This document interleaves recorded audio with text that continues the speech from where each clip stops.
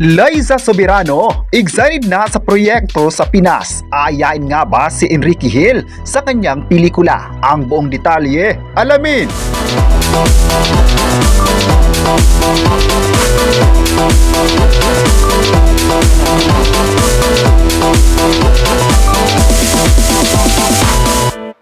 Super excited na si Liza Soberano na umuwi ng Pinas this week para sa promo ng kanyang bagong Hollywood movie.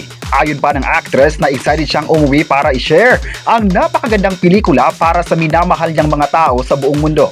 Iyan ang Instagram story post ni Liza habang inibitahan ng fans at mga kababayan na sumugod sa SM Mall of Asia sa August 25 para sa promotion ng DreamWorks animated film niyang Forgotten Island.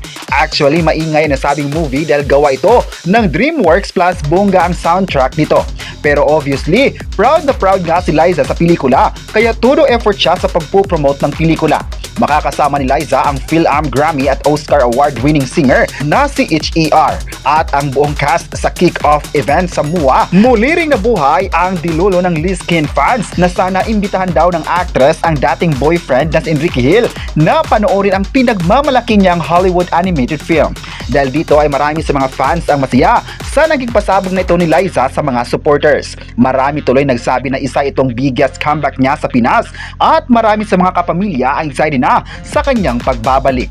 May nagsabi naman na hindi talaga nawawala sa puso ng mga fans ang pangalan ng actress kaya kahit anong mga proyekto ang gagawin nito, susundan ng mga tao at papanoorin ng kanyang mga Hollywood projects. May nagsabi naman na deserve ng actress na mamahalin dahil ibinandera niya ang talento ng Pinoy sa global stage.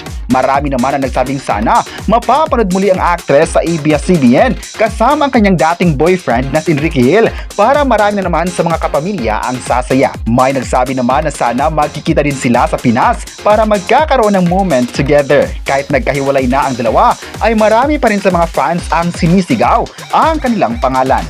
Sana raw ay maisingit ito ng kapamilya actress na tatanggapin ng request ng karamihan. Marami naman ang nagsabing kahit anong mga issue pa nila ng former kapamilya actress na ito, ngunit nananatili pa rin ang pagmamahal na deserve para sa kanya.